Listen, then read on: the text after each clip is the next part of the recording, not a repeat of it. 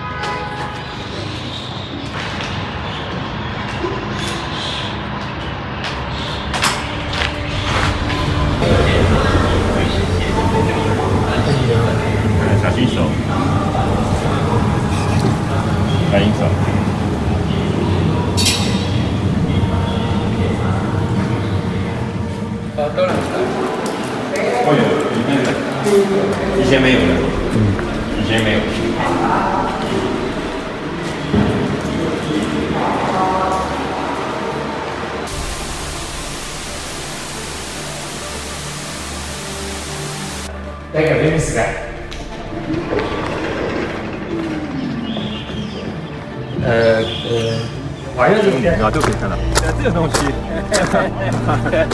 就吃一次，它跟其他地方你看一个湖的颜色不应该是这样的，但是你因为 mine 的缘故啊，是蓝颜色的，你看。因为像这种景色呢，浙江省内也有小一点的，但是有水的很少。然后你看背景啊，对。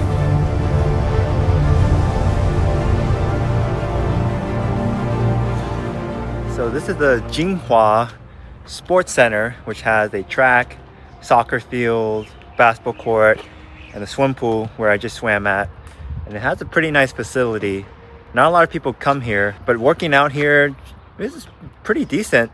And I can see some good bike riding outside the city in the suburbs of the city. But yeah, good few days of family time and working out. Okay, real talk. Every pair of sunglasses I used to own slides off my face, doesn't fit, or usually just sits on my cheekbone very awkwardly, until I found Journey Optics. Journey Optics is lightweight, stylish, and fits because I have a low bridge nose, and Journey Optics is an Asian American brand who gets it. I'm very stoked to have them sponsor this 3-part series of my China trip, where I travel to my heritage country to race Ironman 70.3 Shanghai and tell you guys about my experiences. I'm repping them all of 2025, and so can you. Use my discount code thesimonshi for 20% off your purchase at journeyoptics.com. You'll thank me later. Let's get on to the race recap. So a quick recap before I head back home to the USA. The swim, I have to still kind of get used to the wetsuit and the dry suit.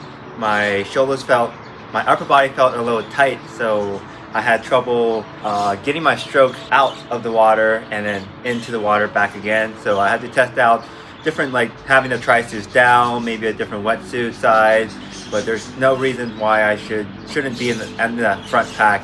And I was like 2 minutes 30 seconds behind the leader. I started well for a swim and just gotta use my endurance throughout the whole 2.1 yards of the swimming.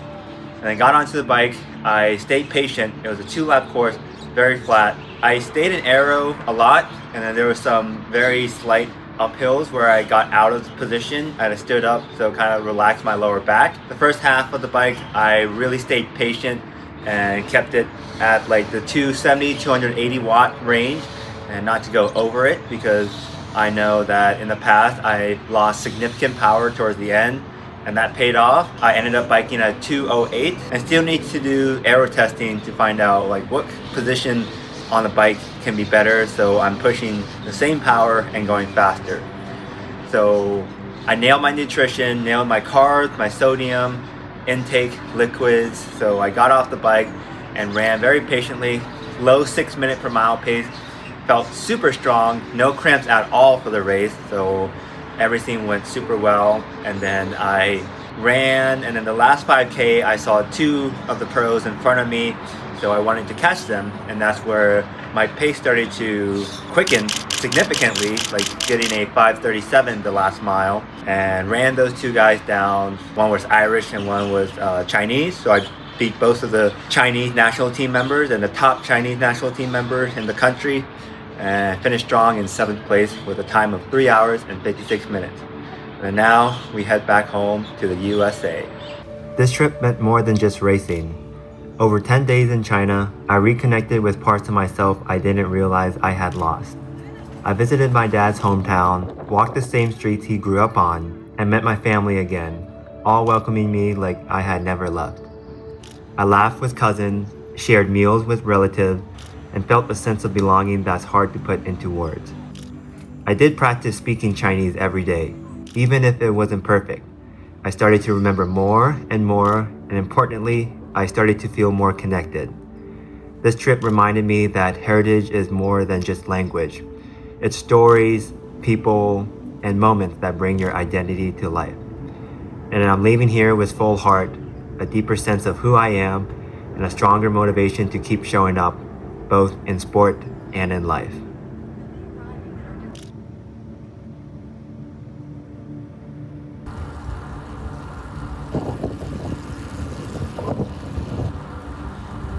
So we're back in California after a long trip from China to the USA and staying in China for an extra few days. It was such a blast visiting family and just reconnecting with my roots. Learned a lot from each race and will continue to learn a lot from each race as I still continue my professional triathlon journey. Also relearned a lot of Chinese and remembered a lot of stuff. Still can't say much stuff, but at least I can listen and understand what they're saying.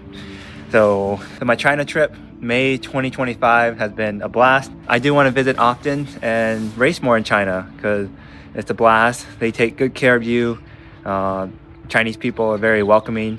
And thanks so much for following along with the 3-part video series for my 70.3 Shanghai and my China trip. Don't forget to like and subscribe, and I'll see you guys in the next video.